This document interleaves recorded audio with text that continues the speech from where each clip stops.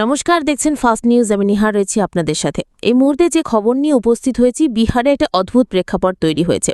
তার কারণ বিহারে সরকার চলছে এনডিএ সরকার এবং এনডিএ জোট সরকার চলছে। সেই জায়গা থেকে যারা সরকার চালাচ্ছে তারাই আবার বন্ধ ডাকছে। এটা কোনোদিন আপনারা দেখেছেন কোনো রাজ্যের ক্ষেত্রে? আমরা কিন্তু সাম্প্রতিক ইতিহাসে এরকম ঘটনা মনে করতে পারি না। বিরোধীরা সবসময় রাজ্যের ক্ষেত্রে বন্ধ রাখেন, সেটাই কিন্তু আমরা দেখতে অভ্যস্ত এবং অবশ্যই বিভিন্ন জায়গাতে কিন্তু এটাই হয় যে সাম্প্রতিক ইতিহাসে আমরা এরকম মনে করতে পারি না যে বিরোধীরা সরকার চালাচ্ছেন না, ডাবল ইঞ্জিন সরকার চলছে, তবু সম্পূর্ণ একটা রাজ্যে বন্ধ ঘোষণা হয়ে গিয়েছে। পশ্চিমবঙ্গে এরকম বন্ধ আমরা দেখতে পাই যে তৃণমূল কংগ্রেস ডেকেছে, কিন্তু সেটা কেন্দ্রের যে নীতি, কেন্দ্রের বিভিন্ন ব্যবস্থাপনা, সেইটার বিরুদ্ধে তারা ডাকছেন। তার কারণ তাদের ডাকার অধিকার আছে, তার কারণ কেন্দ্রীয় সরকার যারা চালাচ্ছেন তাদের সঙ্গে রাজ্য সরকার বিপরীত মেরুতে দাঁড়িয়ে রয়েছে। সেই জায়গা থেকে তারা অবশ্যই সরকার চালালেও তারা বন্ধ ডাকতে কেন্দ্রীয় যে নীতি তার বিরুদ্ধে, সেটা স্বাভাবিক একটা বিষয়। কিন্তু ডাবল ইঞ্জিন সরকার চলছে, বিজেপি কেন্দ্রে আবার বিজেপি রাজ্যে, সেই অবস্থায় বিজেপি আবার বন্ধ ডাকছে। এই যে ছবিটা, অদ্ভুত একটা ছবি উঠে এসেছে। এবং বন্ধ ডাকার কারণ শুনবেন, কোনো দ্রব্যমূল্যের বৃদ্ধি ইত্যাদি প্রভৃতি বিভিন্ন কিছু নিয়ে আমরা বন্ধ দেখি, ডাকা হয় বিভিন্ন রাজ্যে, দেওয়াল ডাকা হয় বিভিন্ন রাজ্যে, এই নিয়ে বন্ধ ডাকা হয়েছে। এই মুহূর্তে যে বিষয়টা নিয়ে বন্ধ ডাকা হয়েছে বিহারে 4 তারিখ, সেটা কিন্তু একদম পার্সোনাল একটা বিষয়, এবং সেটা নিয়ে সামগ্রিকভাবে সকাল 7টা থেকে 12টা পর্যন্ত বন্ধ রাখা হয়েছে।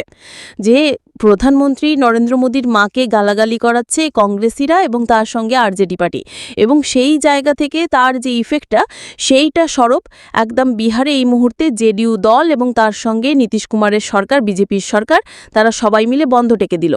এবং এই যে প্রেক্ষাপটটা, সেটা কিন্তু অবশ্যই এই মুহূর্তে একটা টেনশন কিংবা একদম মানুষের যে কনসেন্ট্রেশনটা সম্পূর্ণভাবে রাহুল গান্ধী, তেজাব, তাদের যে ভোটার অধিকার যাত্রা, সেটার প্রতি চলে গিয়েছে। এবং এই মুহূর্তে একদম ভোট চোর গাদ্দি চোর, এই যে একদম যে স্লোগানটা, সেটা কিন্তু বাচ্চারা বলে বেড়াচ্ছে স্কুলের মধ্যে। এইটা নিয়ে বিভিন্ন ধরনের সোশ্যাল মিডিয়াতে ভিডিও ভাইরাল হচ্ছে যে বাচ্চারা এইটা নিয়ে কিন্তু আলোচনা করছে এবং নিজেদের মধ্যে মজা করছে।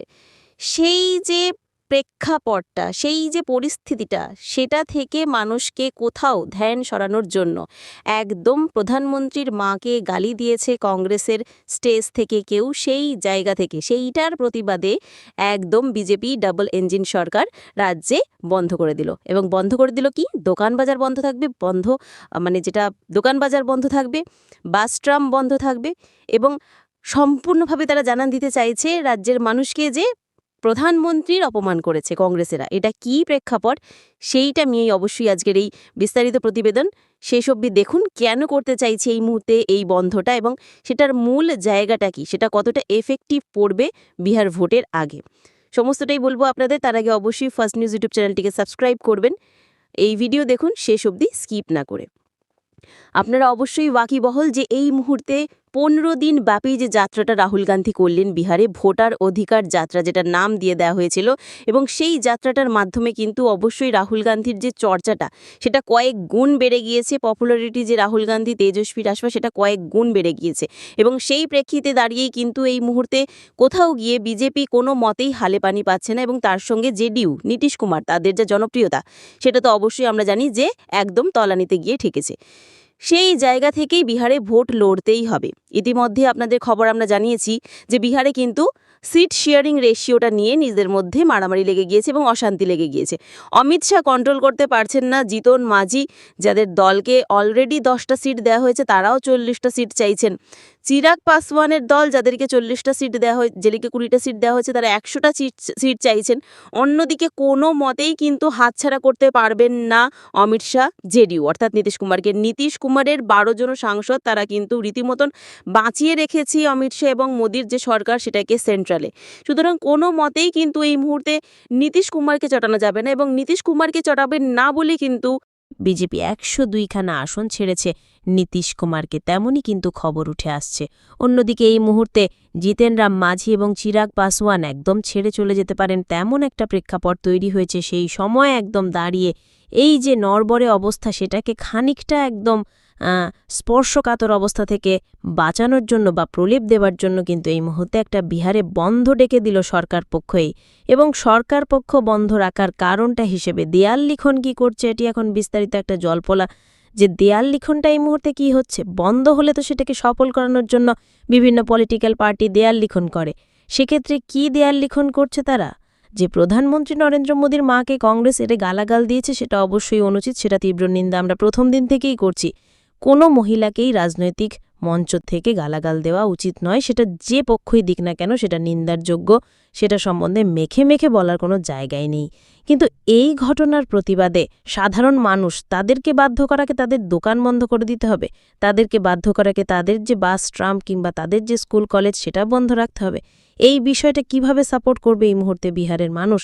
তার কারণ এই মুহূর্তেই কিন্তু বিহারের মানুষ সচেতন হয়ে গিয়ে যে ভোট চুরি হয়েছে এবং বিহারের মানুষকে একদম জেলায় জেলায় গিয়ে একদম রাস্তার মোড়ে দাঁড়িয়ে রাহুল গান্ধী বুঝিয়েছেন কিন্তু যে 2020 সালেও যে ভোটটা বিহারে হয়েছে খোঁজ নিলে দেখা যাবে, কিংবা একদম পুরোপুরি পর্যালোচনা করলে দেখা যাবে যে সেই ভোটটাতেও চুরি করে বিহারে ভোটে সরকার তৈরি করেছে এই যে এনডিএ বা নীতিশ কুমার, সেটা দেখা যাবে। সুতরাং সেই জায়গা থেকেই কিন্তু আমরা এই মুহূর্তে বুঝতে পারছি যে আইএনডিআই জোট যেরকম জনপ্রিয়তাটা ইতিমধ্যেই পেয়েছে, সেই জনপ্রিয়তাটাকে কিন্তু কোনোভাবে ভাঙার একটা চেষ্টা, এবং সেটাকে ভাঙতে পারলে ইতিমধ্যে খানিকটা হালে পানি পাবে মোদী সরকার। তার কারণ ইতিমধ্যেই কিন্তু নীতিশ কুমার, তাকে নিয়ে বিভিন্ন ধরনের বক্তব্য আমরা ইতিমধ্যে শুনতে পাচ্ছি। নীতিশ কুমারকে আর পরবর্তী মুখ্যমন্ত্রী হিসেবে চাইছেন না বিহারের মানুষ।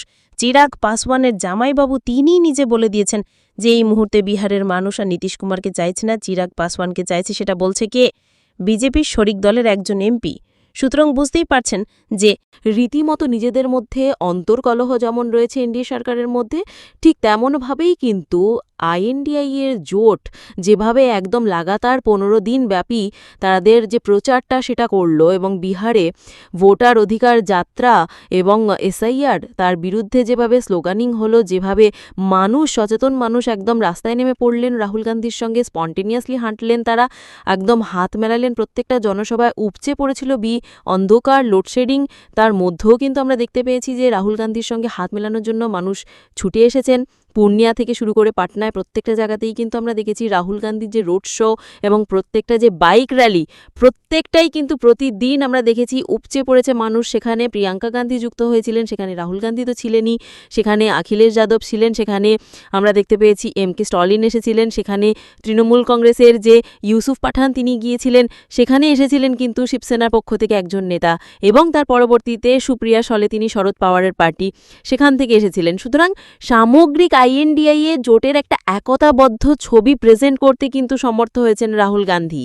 সেটা দেখে ভয় পেয়েছে এই মুহূর্তে এনডিএ সরকার, সেটা দেখে ভয় পেয়েছে এই মুহূর্তে নীতিশ কুমার সরকার, এবং তাই জন্য ডাবল ইঞ্জিন সরকার, যখন কেন্দ্রে বিজেপি, রাজ্যে বিজেপির সরকার চলছে, সেই সময়ে দুজন ডেপুটি সিএম রাজ্যে রয়েছে এবং একজন মুখ্যমন্ত্রী যিনি গত 20 বছর ধরে মুখ্যমন্ত্রী রয়েছেন বিহারের, সেই অবস্থায় বিহারে বন্ধ ডাকা হলো।